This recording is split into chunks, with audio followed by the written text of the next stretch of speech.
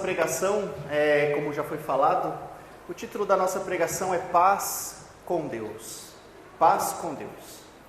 Então nós estamos aí na nossa série de pregações no livro de Romanos, na carta de Paulo aos Romanos. E só lembrar, para que a gente possa entender o que Paulo vai falar agora, né? Então nós começamos a falar lá no capítulo 1, Paulo vai mostrando para nós como nós éramos pecadores. Ele vai mostrar a nossa realidade, mostrando o quanto pecamos contra Deus, o quanto nós ofendemos a Deus e o quanto a ira de Deus estava sobre nós. E aí ele continua no capítulo 2, mostrando que por causa disso nós não temos direito nenhum de julgar outras pessoas, porque todos nós somos pecadores. E ele vai concluir isso no capítulo 3, dizendo, olha, já que todos pecaram, então todos estão destituídos da graça de Deus, todos estão afastados de Deus. Todos precisam de um Salvador. E aí ele começa a desenvolver talvez uma das doutrinas, dos ensinamentos mais importantes que a gente tem dentro da Bíblia, que é a doutrina da justificação, que é a doutrina da salvação, que é o que Deus fez por nós, para poder nos tirar de onde nós estávamos e para nos trazer para a sua luz. Então Paulo está desenvolvendo isso dentro dessa carta aos Romanos.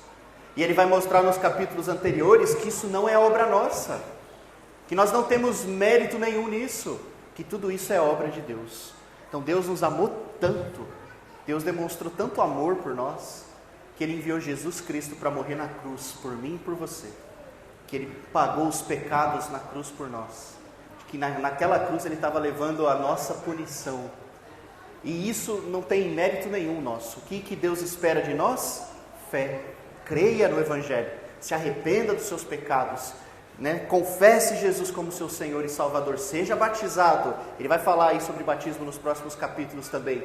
Então essa fé que Ele pede para nós, para que a gente possa ser perdoado, ter o Espírito Santo dentro de nós, isso é maravilhoso, isso é maravilhoso.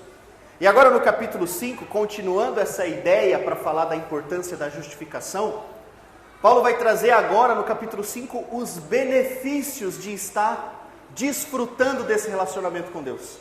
Então Paulo vai trazer os benefícios de estar dentro e de aceitar e de fazer parte da família de Deus. Ele vai trazer os benefícios de desfrutarmos dessa justificação. E eu falo como um bom ser humano que gosta de comprar as coisas, eu gosto dos benefícios quando a gente compra alguma coisa, né? Então eu sou uma pessoa que gosta dos benefícios. Então, estudando essa aula, eu falei, opa, essa aula aqui é legal, esse capítulo é muito interessante. Né? Então quando eu compro, por exemplo, uma TV, com a última que eu comprei, eu fico lá horas testando, vendo todas as funcionalidades que aquilo tem, né? Quando eu comprei caixa de som, fica lá mexendo, fuçando. Quando você contrata um serviço, você fica mexendo. Não sei se você é assim, eu sou assim, eu gosto, né? Compro um celular novo e fica mexendo ali para descobrir todas as funcionalidades, todos os benefícios que aquilo ali tem e eu vou poder usar. E é exatamente isso que Paulo está querendo trazer aqui.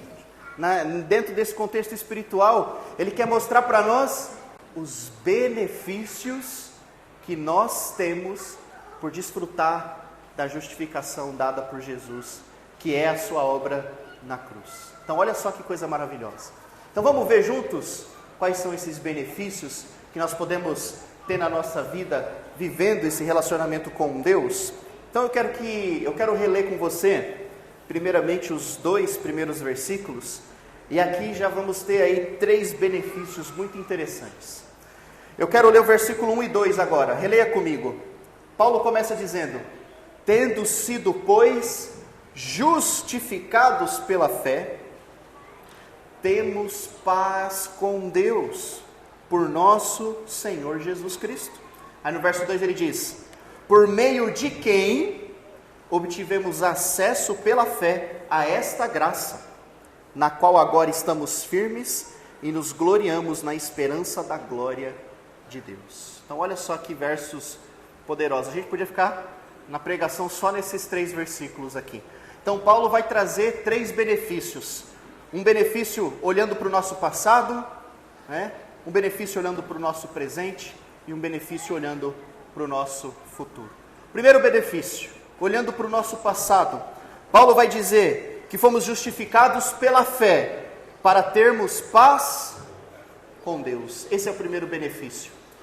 na nossa situação atual, nós temos paz com Deus. Olha que notícia maravilhosa.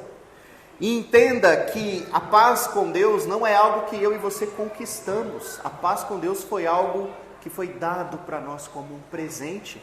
Não é a paz de Deus que está lá em Filipenses, quando Paulo fala em Filipenses, que a paz de Deus, que excede todo o entendimento, acompanhe vocês. Não é essa paz que, sabe, que a vida está tranquila, que não tem nenhuma tribulação, que você está vivendo em paz. Não é essa paz que Paulo está querendo dizer. Então, Paulo está falando que é pela justificação, nós éramos antes rebeldes contra Deus. E é isso que ele tratou nos capítulos anteriores. Nós éramos inimigos de Deus. Nós estávamos no lado oposto, né, contra Deus. E Deus puniu os nossos pecados em Jesus. E por causa disso, nós temos paz com Deus agora. Né? Então, nenhuma punição vai ser dada a nós. Então, nós temos paz com Deus. É como se tivesse na guerra, alguém levantasse a bandeirinha branca, sabe? Aquela bandeirinha branca que eu me rendo. Foi isso que a gente fez, nós nos rendemos a Deus. Quando nós paramos de lutar contra Ele, aceitamos o que Jesus fez na cruz por nós. Então, quando nós recebemos o Evangelho pela justificação, quando obedecemos o Evangelho pelo batismo, nós fizemos as pazes com Deus. Né? Então, Deus agora não é mais o nosso inimigo, Deus agora é o nosso Pai.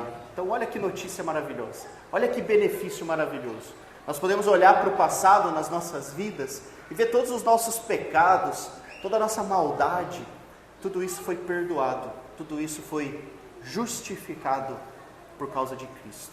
Temos paz com Deus. O segundo benefício que Paulo vai trazer para nós, então, olhando para o passado, nós temos paz com Deus agora, não somos mais inimigos. Olhando para o presente, Paulo vai dizer que nós temos acesso pela fé a essa graça a qual estamos firmes. O que quer dizer isso? Então não se trata apenas da remoção da culpa. Então a culpa não é só a culpa que foi retirada de nós, mas é algo positivo. Nós estamos numa nova posição perante Deus. Então olha que coisa maravilhosa. Nós não temos mais apenas paz com Deus, mas Paulo quer dizer que nós temos agora acesso a Deus. Nós podemos nos encontrar com Deus, nós podemos conversar com Deus. Jesus não apenas nos perdoou, mas ao nos justificar, nós fomos adotados como filhos. Nós não somos apenas a criação de Deus. Paulo diz que nós somos filhos, nós fomos adotados, nós temos acesso à presença de Deus. E isso é tão poderoso, porque quando você lembra do Velho Testamento, você vai ver que Israel não tinha esse benefício. Eles não tinham acesso a Deus, assim como nós temos. Se você lembra, eles tinham o templo, eles tinham que levar o sacrifício no templo, eles tinham que pedir para o sacerdote fazer a intermediação, para que eles pudessem chegar à presença de Deus. Eles tinham que cumprir todas aquelas leis e rituais, para que eles pudessem ter acesso a Deus, e mesmo assim, era um acesso limitado, era um acesso que ia até uma parte. Lembra que a presença de Deus no Velho Testamento ficava no lugar santo dos santos, na Arca da Aliança, e ninguém podia entrar lá, por causa do pecado. O sumo sacerdote entrava lá uma vez ao ano para fazer o sacrifício em favor ao povo. Essa não é mais a nossa realidade. Pedro vai falar lá na carta dele, que nós somos agora a nação santa, sacerdote real, separados, escolhidos, para sermos essa nação de Deus. Então nós agora somos o sacerdote. Você não precisa de ninguém para chegar até Deus. É só você entrar no quarto, é só você entrar no seu quarto, né? Fechar a porta, se ajoelhar e orar a Deus. E Deus vai estar lá te escutando. Deus vai estar lá com você, ouvindo as suas orações. Olha que benefício. Olha que poderoso é isso. Né? Nós podemos orar a Deus através de Jesus. E Jesus agora é o nosso mediador para chegar na presença de Deus. Nós não precisamos dos templos, não precisamos dos sacrifícios, não precisamos dos animais, não precisamos de nada disso. Nós temos acesso ilimitado a Deus. Olha que presente maravilhoso. Isso nós podemos viver hoje, no presente. Então desfrute desse benefício. Viva esse benefício. Coloque em prática na sua vida. Você vai ver quanto Deus vai agregar e acrescentar na sua vida. E o terceiro benefício que Paulo vai trazer logo nesse versículo 2, que agora é olhando para o nosso futuro. Então, paz com Deus, olhando para o passado, totalmente perdoados. Acesso a essa graça no presente, acesso a Deus. E olhando para o futuro, nós temos a esperança da glória de Deus. Nós temos a esperança da glória de Deus. E Paulo, no verso 5 ao 11, ele basicamente vai descrever o porquê que nós temos esse grande benefício, por causa de Jesus. Sempre apontando para Jesus. Ele é o consumador de tudo. Então Paulo vai falar sobre, nós temos a esperança da glória de Deus. E eu, pensando sobre essa palavra esperança, eu acho que hoje dentro da nossa língua portuguesa, a palavra esperança talvez ela perdeu um pouco o seu significado, o seu sentido, né? A gente usa para várias coisas do nosso cotidiano, por exemplo, e coisas que às vezes a gente nem tem certeza que vai acontecer. Então, por exemplo, a gente usa para pegar o ônibus e fala, uau, eu espero que o ônibus chegue no horário. Isso não quer dizer que ele vai chegar no horário, né? Então, só um exemplo, né? Então a gente tem a esperança, a expectativa de que algo aconteça, mas isso não quer dizer que isso de fato vai acontecer. Eu posso, para os solteiros aí, né, talvez possam pensar assim, nossa, eu espero casar um dia, né? Isso não quer dizer que vai acontecer, né? Então tem que orar a Deus, confiar, mas não é uma certeza absoluta. Você tem a esperança, mas a gente não tem a certeza de que isso vai acontecer, né? Para aqueles que gostam de viajar, eu também gosto de viajar, eu espero viajar o mundo todo um dia. Espero conhecer o mundo, fazer grandes viagens, ver as belezas que Deus criou, mas eu não tenho certeza absoluta de que essas coisas vão de fato acontecer. Então, definitivamente, essa não é a ideia de esperança que Deus quer que eu e você tenha, pensando no nosso relacionamento com Deus. Não é esse significado, essa ideia. A esperança cristã, a esperança bíblica é uma convicção de algo que vai acontecer. É uma convicção. Então, e é isso exatamente que Paulo quer que eu e você nos apeguemos. Então, se você acredita em Jesus, se você está aqui essa manhã e acredita em Jesus, se você de fato acredita que Jesus Cristo veio e morreu numa cruz, se você acredita que Ele foi sepultado, mas que ao terceiro dia Ele ressuscitou, então a vida eterna é real. A vida eterna existe e é real. A morte foi vencida. E isso é uma esperança real. Não é algo que, será que talvez um dia isso vai acontecer? Será que eu estou me apegando a algo falso? Claro que não. Nós podemos ter plena certeza e ter essa convicção na nossa vida é maravilhoso. Ter essa convicção, essa esperança cristã, essa esperança espiritual é maravilhoso, porque vai ajudar a gente a olhar as circunstâncias da nossa vida com outros olhos. Então a gente não vai mais viver desesperado, angustiado, abatido, porque a nossa vida tem um propósito, a nossa vida tem um direcionamento. Nós estamos esperando algo e nós vamos receber isso. Então, que eu vou ser perdoado, que eu estou perdoado, que um dia eu estarei com Ele no céu pela eternidade. Então essa esperança, ela é real. E o que Paulo vai trazer, depois dessa base aqui, então, olhando para o passado, presente e futuro, nos próximos 2 versículos, no verso 3 e no verso 4, Paulo vai nos desafiar a olhar para esses versículos com a esperança de que nós podemos enfrentar qualquer coisa, porque nós temos no que nos apegar. Vamos reler o verso 3 e 4? O verso 3 diz, não só isso, mas também nos gloriamos nas tribulações, porque sabemos que a tribulação produz perseverança. Verso 4, a perseverança, um caráter aprovado, e o caráter aprovado, esperança, de novo, né? Então, é nessa esperança que eu me apego, e é nessa esperança que eu e você, que você também precisa se apegar. Então a vida, como você bem sabe, a vida ela não é do jeito que a gente sempre gostaria que fosse, né? Então nós temos aí às vezes um ideal de vida na nossa vida, a gente vai planejando as coisas, mas você já deve ter percebido que nem tudo acontece do jeito que a gente gostaria, né? E o Evangelho, infelizmente, existe muito ensino errado em relação a isso. O Evangelho não é uma mensagem de venha para Cristo e você não vai ter mais sofrimento. Essa não é a mensagem do Evangelho. A mensagem do Evangelho não é essa. A mensagem do Evangelho é venha para Cristo e Ele vai te ajudar a suportar as tribulações e as dores desse mundo.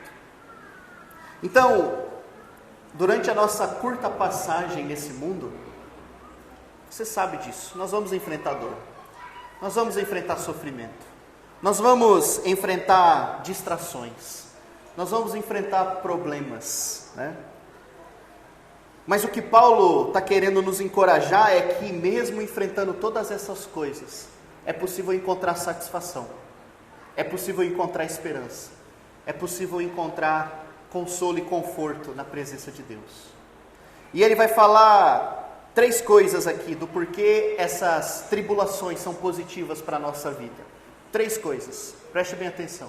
Então nesses poucos versículos, Paulo vai trazer mais 3 coisas do porquê as tribulações são positivas para a nossa vida. Primeiro ponto, ele vai falar da perseverança. As tribulações nos ajudam no nosso processo de perseverar na fé. Perseverança significa foco. Perseverança significa olhar para o lugar correto. A tribulação nos ajuda a encontrar, a nos concentrar no que é importante e vai nos afastando das distrações. Eu lembro, acho que um exemplo recente que todos nós vivemos. Lembra da época do Covid? Lembra do que aconteceu? Lembra que nós precisamos ficar em casa, trancados?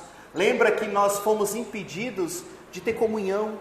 Fomos impedidos de visitar talvez sua mãe, o seu pai, de ter uma reunião com os irmãos, de poder visitar um parente, de poder fazer uma festa de aniversário.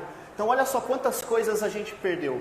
Uma dificuldade, uma tribulação, um problema que atingiu a todos nós, mas que nos ajudou a lembrar do quê? Daquilo que é realmente importante. Que nos ajudou a lembrar das coisas que valem a pena.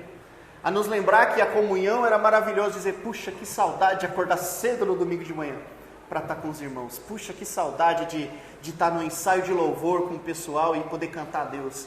Que saudade de poder ter um grupo casa. A gente terminou o nosso grupo casa bem na época que estava na pandemia.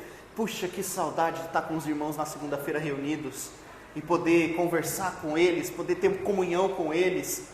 Então isso era maravilhoso. Eu falei, puxa, cara, que coisa. Então a perseverança, algumas coisas que aparecem na nossa vida, é para nos ajudar a lembrar daquilo que vale a pena. Nos ajudar a lembrar, a manter o nosso alvo naquilo que realmente vale a pena, na comunhão, na fé, na esperança, no amor. Então perseverança não vem, a tribulação quer dizer, ela não vem para nos afastar de Deus. A tribulação, as dificuldades, os problemas, eles não vêm para nos deixar mais longe de Deus. Deus permite isso na nossa vida para a gente ser mais dependente dEle, para que a gente busque mais a Ele. Eu ouvi uma frase essa semana que eu achei bem forte. Ele disse assim: as orações mais sinceras são feitas dentro do hospital. E é verdade, né?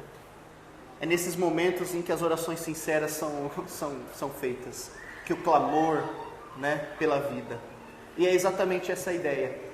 As tribulações, as dificuldades na vida, muitas vezes Deus permite para nos fazer mais dependentes e buscar mais a presença dEle. O segundo ponto, então, a tribulação traz perseverança. O segundo ponto é que a perseverança leva à aprovação. Paulo vai dizer isso agora. A perseverança leva à aprovação. Então, somente a experiência de dor pode nos fazer aprovados em determinadas áreas da vida.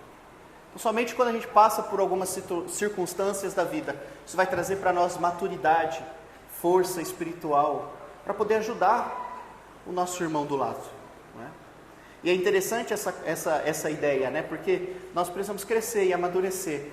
E às vezes nas circunstâncias da vida que a gente não sabe como lidar, e você tem um irmão do lado que já passou por coisas parecidas e já superou, e ele te dá aquele ânimo, ele te dá aquele conselho, isso é maravilhoso.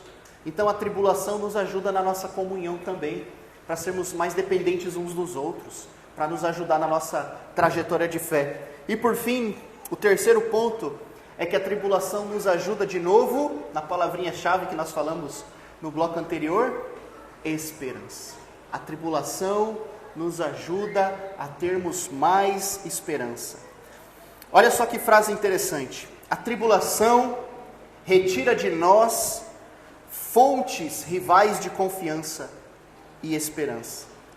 Outros lugares que poderíamos recorrer para obter o nosso senso de que no fundo tudo vai bem e o nosso futuro será bom. A nossa tribulação nos leva ao único lugar onde podemos encontrar esperança real e certeza: Deus. Deus. Então, a tribulação nos ajuda a enxergar o que realmente importa, que é Deus. E para terminar, eu quero encorajar você, eu quero animar você dentro dessa esperança que nós temos.